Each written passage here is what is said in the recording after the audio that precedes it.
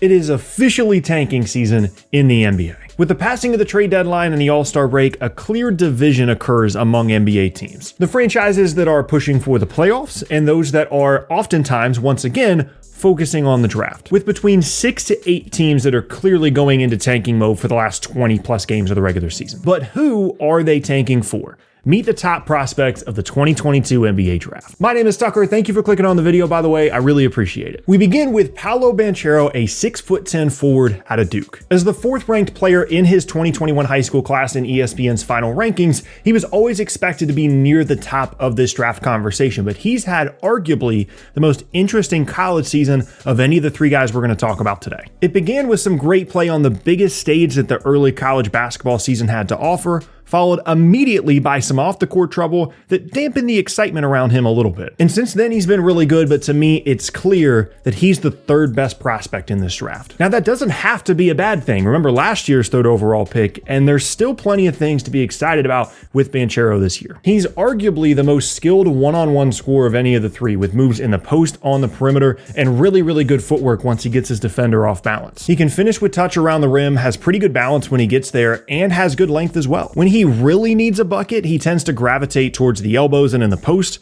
where he can get anywhere that he wants to with one post move or face up with one dribble and go straight into a jumper. There's a certain maturity to Banchero's game that I really enjoy. He doesn't need to go fast, but he can if he wants to, and he plays like a guy that has the confidence of someone that's always been the biggest, best athlete on the floor and the most skilled as well. He knows that he can get to his spots, and no matter what the defense does, he can get a quality shot at the college level. As an all-around shot creator, he's really impressive, and there are some immediately translatable skills that you can see are going to put him in a position to be a 15-point per game scorer, so immediately as a rookie. But there are certainly some negatives to his game as well, and some of them have proven to be huge red flags for draft prospects of the past. My biggest concerns are 1, his passing vision, and 2, how his athleticism and size really translate to the NBA level. In terms of his vision, I just don't think he sees the floor nearly as well as I'd like him to. There are times when I watch him, especially in transition, that I think I'm seeing shades of what we all hoped Ben Simmons would ultimately become in the NBA. Incredible size, great handle, developing jump shot, punishing in the post, and unstoppable as a playmaker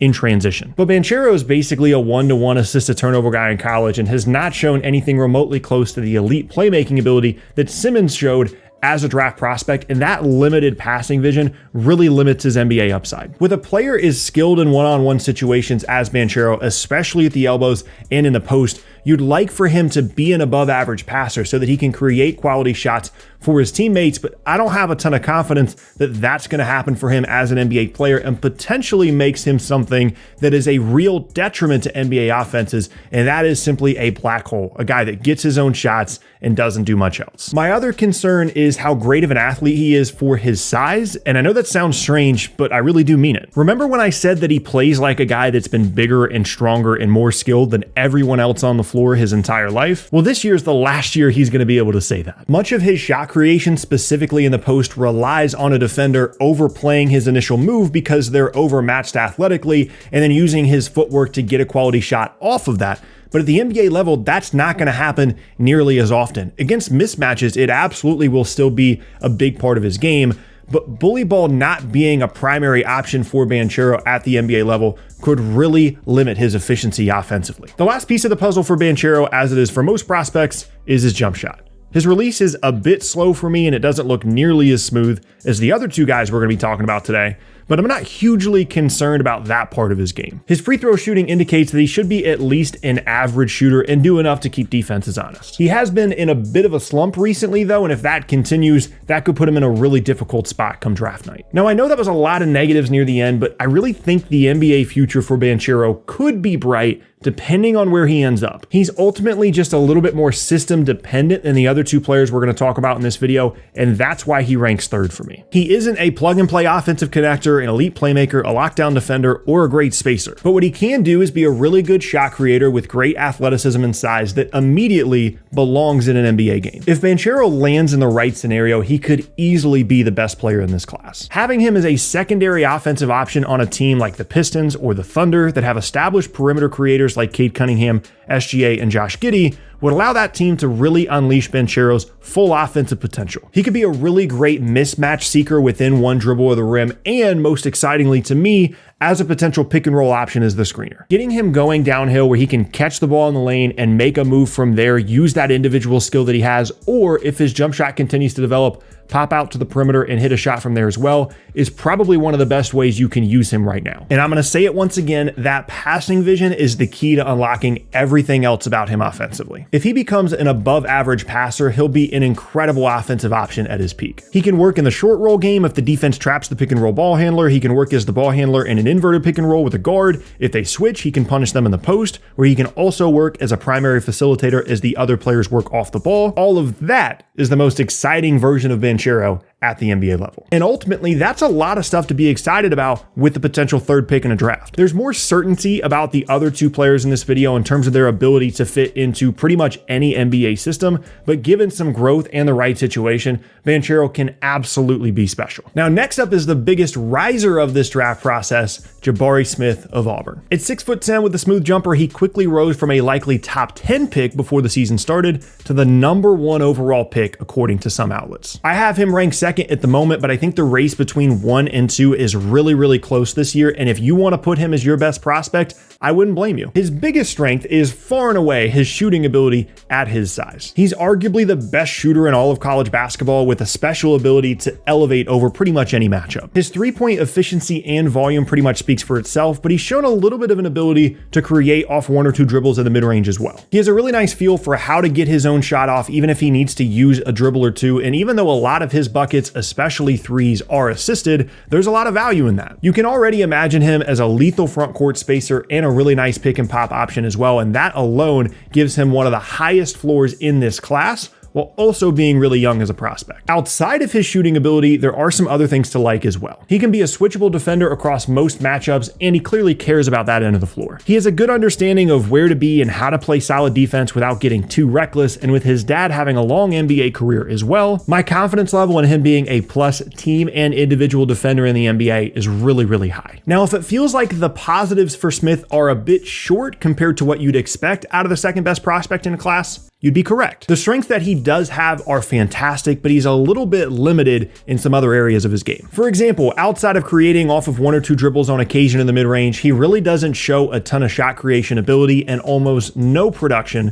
going to his left hand. He hasn't shown great passing instincts either, nor the kind of top-tier defensive play that would easily catapult him to the top of this class. As I mentioned earlier, he's a really good defender with some interesting versatility, but I don't necessarily see him as an all-NBA caliber defender. Like I said though, he's still really young, and oftentimes that means that there's still a lot of room for growth, and the parts of his games that are polished are really good. But his path to NBA stardom feels a little bit narrow at this point. He isn't a true 5, nor do I see him being a wing at the NBA level, so his positional fit is a little bit in question. Now, in 2022, we are far removed from calling draft prospects tweeners, and positional fit has never mattered less in the NBA than it does right now. But if I'm projecting you to be a possible star, which is what I'm hoping to get out of a top pick in a draft class, I need to have somewhat of an idea of where you're going to fit on the floor with other players, and a spacing 4 without much shot creation or passing vision, even with some nice defensive versatility, doesn't necessarily project to a star in my opinion. The fact that he doesn't try and do too much and kind of sticks within his game is certainly not a bad thing.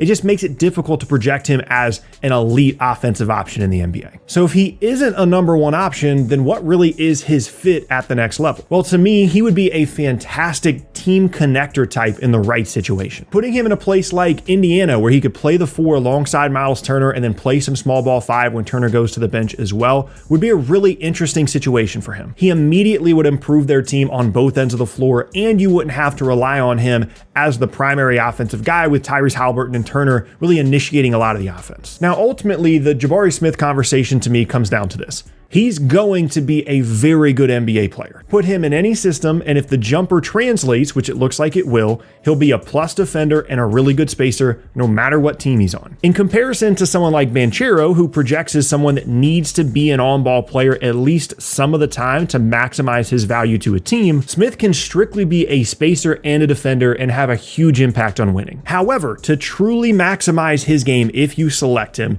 you need to understand that he probably isn't going to grow into into the next Kevin Durant, a do-it-all style wing that you can give the ball to every night and get you 25 to 30 points per game, even at his peak. He hasn't shown nearly enough on offense to warrant that comparison, but if you put him out there as the number 2 or the number 3 option offensively, he's going to help you win a lot of basketball games. But that slightly limited upside as an elite offensive option is what led me to ranking him second in this class, especially in comparison to the guy we're about to talk about. And last up is my top ranked prospect of the 2022 NBA draft, Chet Holmgren of Gonzaga. This guy's been kind of an internet star amongst basketball prospects for a little while now, and there have been times this season where he's been the best player in college basketball. At a legit 7 foot with great length and some perimeter skills as well, Holmgren immediately translates as the highest ceiling and most star potential prospect in this class. Offensively, he can really do it all. If you want him to play off the ball in space, he can do that. If you want him to be a pick and roll big, he has nice hands, he can finish around the rim with touch, and he can pop out and hit a jumper as well. He's even shown some ability to attack closeouts and create his own offense in that way, but that isn't necessarily the best thing that he does, nor is that something that's prioritized within Gonzaga's offense. The most exciting aspect of his game, however, similar to Jabari Smith, is his shooting at his size. The release isn't super slow considering how big he is, and any contest might as well not even be there. The outside shot opens up everything else in his game as well as for his teammates, and he's even dribbled into some above the break threes in transition as well. Now, too often, in my opinion, we get excited about bigs with perimeter skills, specifically at the high school level, but I think Holmgren is about as close to that archetype as you're going to get out of a 7 foot player. He often gets compared to Kristaps Porzingis for obvious reasons, but I see even more smoothness out of his game attacking, especially against closeouts, than we ever saw from KP. And if all that stuff translates, he's going to be a devastating offensive option. Now, while he isn't the quickest player, he has some decent feet and movement for his size. He certainly isn't a stiff, and the way that he moves indicates that a lot of the offensive parts of his game would still be viable even if he was a couple inches shorter. Defensively, he's intriguing. A lot of people point to his block numbers and start talking about him as some kind of elite rim protector, but I don't see anything like that right now. A lot of his blocks are actually from one of two situations. Either he loses his man under the rim and recovers in time to get the block with his length, or in the exact same situation, except when giving up an offensive rebound, he recovers and gets a block. But it's not necessarily about elite level rim protection, in my opinion. However, he certainly should be a defensive disruptor at times simply because of his length, and as he learns how to use that better next year and beyond, he certainly shouldn't be a negative on the defensive end of the floor. Having said that, let's get the obvious thing out of the way. This dude is really, really skinny. I mean, I'm like 8 or 9 inches shorter than he is, and I'm 20 pounds heavier than he is, and I'm a pretty skinny guy. NBA players are absolutely going to test him physically, and at times he's probably going to struggle with stronger players. That also limits his rim protection upside because guys are just going to body him up and try and eliminate his length in the contest when they get to the rim. He's also obviously going to have a tough time against some matchups defensively as an individual defender, assuming that he does play the 5, playing against guys like Joel Embiid and Nikola Jokic, and some of the better offensive rebounders in the league, guys like Steven Adams. But this is something that really intrigues me about Holmgren as well. I'm not sure that he knows how skinny he is. He never really plays like that matters to him or that he's trying to prove anything by being overly physical. He uses his length really well, competes on the glass, and doesn't shy away from contact to the rim. He isn't shooting a ton of fadeaway jumpers or putting up crazy reverses at the rim. He plays like a guy that's 30 pounds heavier, even with a slimmer build. And I certainly would rather have that mindset out of a skinnier player than someone that plays scared. Now, as of now, I'm assuming that he projects as a 5 as a pro. There are some people out there that have this crazy expectation that he's going to be the next Kevin Durant, which would be really cool if we could just stop doing that. And to me, he's a 5 that should use his perimeter skills to his benefit against constant mismatches and as a spacer, rather than trying to be some kind of wing. With that assumption established, we have to have a conversation about using the number 1 pick in the draft on a big guy. This is, in my opinion, the biggest risk with taking Holmgren with the first pick in the draft. If you take him there, he has to be an elite offensive option to justify that selection. Now, I think he's going to get there, which is why I would take him first as of now, but if he doesn't, things can get kind of scary. If he isn't a great pick and roll and pop player, a true perimeter big in the model of something like what we hoped KP would become, it simply doesn't work. Teams have gotten really, really good out of getting premier offensive production out of their perimeter players, their guards and wings. And if you're a big guy, you have to at least be able to match that level of production to warrant getting a lot of offensive touches. Nikola Jokic and Joel Embiid are the only 2 true number 1 option 5s in the league for a reason. There are no other guys in the league at that position that weren't getting the ball out of the hands of a guard in a pick and roll in the way that Jokic and Embiid do. And Holmgren has to get close to that or be someone like Cat that elevates the pick and roll game with his spacing to justify being the first pick in this draft. If that doesn't happen and he isn't an efficient one-on-one or pick and roll / pop option, he becomes what KP is now, a floor spacing big that does not punish mismatches and can't be counted on defensively. And ultimately, that is the case against taking Holmgren number 1. He pretty much has to hit as a big-time offensive option to justify that selection, where someone like Smith can just show up, be the player that he is now, and be really, really productive. Now, ultimately, I think Holmgren projects as a Cat-like player that is an elite spacer, but without the bruising post play that Towns sometimes breaks out, but also with a bit more perimeter skill. There are concerns here about his value as a 5 and his strength, his ability to put on more weight, but I'm going to go with Chet at number 1 for the same reason I said that I would take LaMelo number 1 in 2020. In a class like this where the top pick is pretty unclear, I would just take the biggest swing. In 2020, I thought LaMelo had an elite skill compared to everybody else in this class, and that was his ability as a passer. And similarly, I think Holmgren has the highest upside, the most star potential out of any of the 3 players we've talked about, and ultimately that is what I want to get out of the first pick in a draft. And honestly, after evaluating each of these guys, I can get excited about any one of them as a great NBA player in a few years. And if you disagree with me on anything that I've said in this video, I'm 100% open to hearing your arguments in the comments. And that is the end of the video. Once again, my name is Tucker. Hope you enjoyed it. Leave a like rating if you did, and I will see you all next time.